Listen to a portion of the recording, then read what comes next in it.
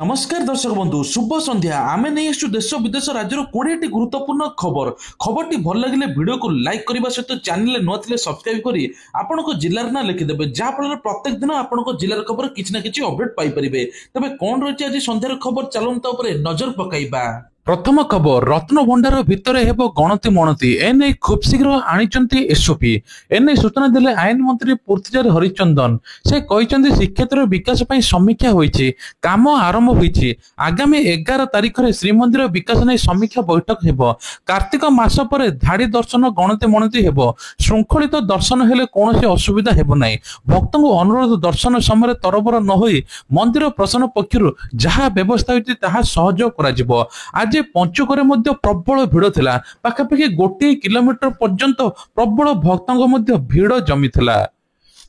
परवर्ती खबर लक्ष्मी नारायण बेशरे भक्तों को दर्शन देले प्रभु साक्षी गोपाल कार्तिक मास शुक्ल पक्ष बड़ एकादशी तथा उद्यापन एवं एकादशी तिथि पुरी जिला साक्षी गोपाल मंदिर रे लक्ष्मी नारायण बेशरे श्री राधा सुना बेश दर्शन पर आज लक्षाधिक लोक भिड़ जमी ठाकुर को भोग लगी करने को मंदिर बेड़े चूड़ा घोषा महक सांग को शह शह संकीर्तन मंडली हरिनाम संकीर्तन आध्यात्मिक परिवेश सृष्टि होता राति 1 मंदिर द्वारा खोला होता मंगल आरती महिलम दर्शन अवकाश लक्ष्मी नारायण बेश सूर्य पूजा द्वारपाल पूजा बल्लभ सकाल धूप बाल धूप एमती सबकि होई सकाल 6 साहाण मेला दर्शन आरंभ होता। परवर्ती खबर बढ़िला केवाईसी अवधि आसंता डिसेम्बर 31 जाए अवधि बढ़ाइले सरकार एने खाद्य जोगाण खाउटी कल्याण मंत्री सूचना देइचंती तेबे जातीय सुरक्षा आईन राज्य सुरक्षा योजना अधीन रे समस्त पीडीएस हिताधिकारी हेबे उपकृत वर्तमान हिताधिकारी आधार भित्तिक केवाईसी प्रक्रिया जारी रही समस्त 11,827 कोटी खाउटी सुलभ मूल्य दुकान तथा 314 ब्लॉक एवं 64 पौरांचल कार्यालय कार्यरत थिबा राशन कार्ड परिचालन केन्द्र गुड़िक जारी रही कौन योग्य हिताधिकारी को केवाईसी होई नथिबा कारणरू खाद्य सुरक्षा वंचित करा जाई नाही कौन कारणरू केवाईसी करा न जाइथिबा पारिथिबा हिताधिकारी को डिसेम्बर 31 सुधा निकटस्थ खाउटी सुलभ मूल्य दुकान बा राशन कार्ड परिचालन केन्द्र को जाई निजर केवाईसी करबा को पड़ियो बोली कह जाई।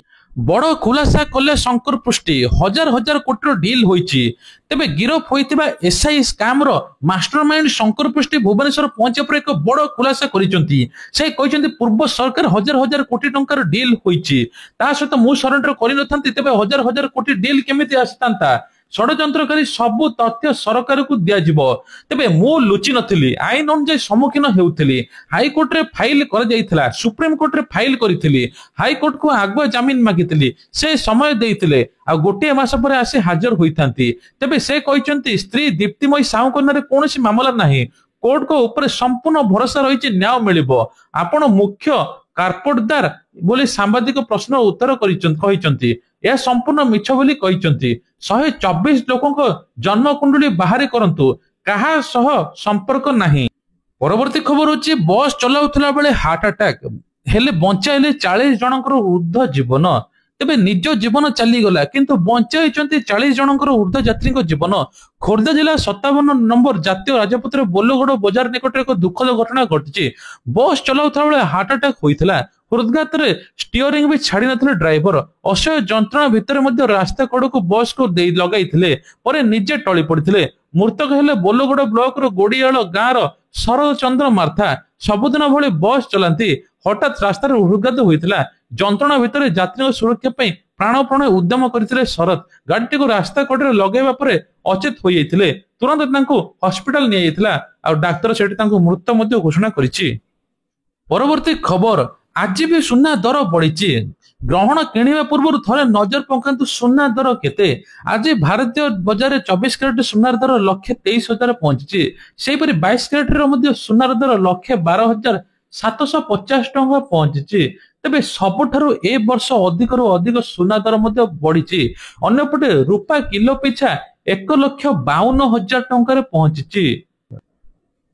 परवर्ती खबर आउ एक रेकर्ड इसरो द्वारा हेबो बाहुबली उत्प्रेक्षण हेबो सबुठारु ओजनदान उपग्रह भारतर महाकाश गवेषणा संगठन 4,000 किलोग्राम रु अधिक जोगाजोग उपग्रह CMS-03 रविवार दिन उत्प्रेक्षण करा जिवो बोली कहै जाउची काउंटडाउन चलीची ତେବେ ମହାକାଶ କହିଛି ପ୍ରାୟ 4410 କିଲୋଗ୍ରାମ ଓଜନର ଉପଗ୍ରହଟି ଭାରତ ମାଟିରୁ ସିଧା ଟ୍ରାନ୍ସଫର ଅର୍ବିଟ କୁ ଯିବ, ଯାହା ଫଳରେ ସବୁଠାରୁ ଓଜନ ଗ୍ରହ ଉପଗ୍ରହ ହେବ ବୋଲି କୁହାଯାଉଛି।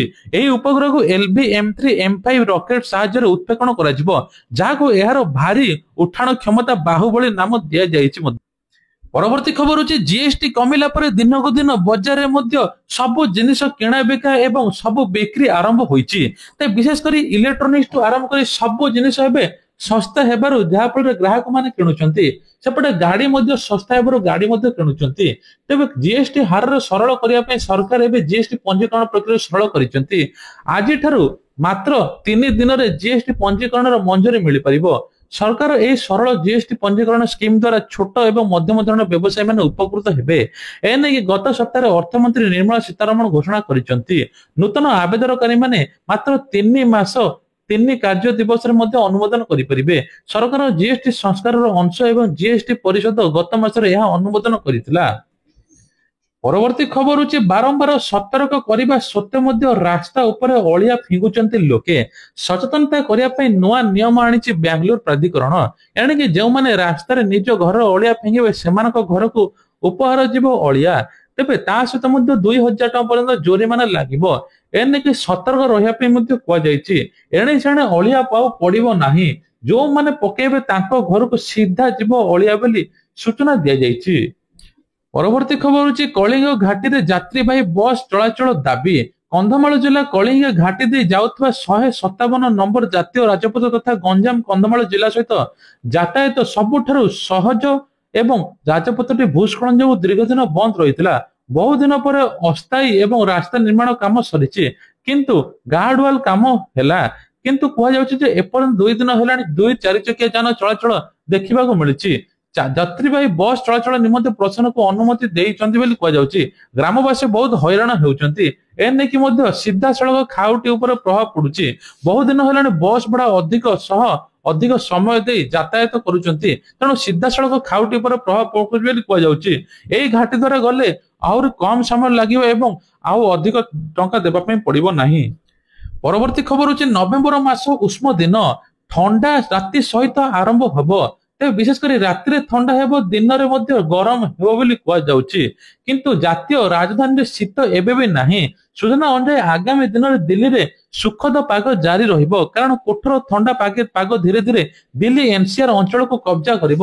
ବର୍ତ୍ତମାନ ଆରବ ସାଗର ଉପରେ ଏକ ଘୂର୍ଣ୍ଣିବଳୟ ତଥା ପଥ ପରିବର୍ତ୍ତନ କରୁଛି। ବଙ୍ଗୋପସାଗର ଉପରେ ସୃଷ୍ଟି ହୋଇଥିବା ଘୂର୍ଣ୍ଣିବଳୟ ମଧ୍ୟ ଦୁର୍ବଳ ହୋଇଛି। ବର୍ତ୍ତମାନ ବିହାର ଉପରେ ଏକ ଘୂର୍ଣ୍ଣିବଳୟ ରହିଛି। ହରିୟାଣା ଦିଲ୍ଲୀ ଏନସିଆର ଉପକୂଳରେ ମଧ୍ୟ ଦୁର୍ବଳ ପଶ୍ଚିମ ବିଶୃଙ୍ଖଳା ଗତି କରୁଛି। ଏହା ଯୋଗୁଁ ଅଞ୍ଚଳରେ ଉତ୍ତର ପଶ୍ଚିମ ପବନ ବହିବା ସହିତ ରାତିର ତାପମାତ୍ରା ହ୍ରାସ ପାଇବ ଆଉ ପ୍ରବଳ ଶୀତ ମଧ୍ୟ ଆରମ୍ଭ ହୋଇଯିବ।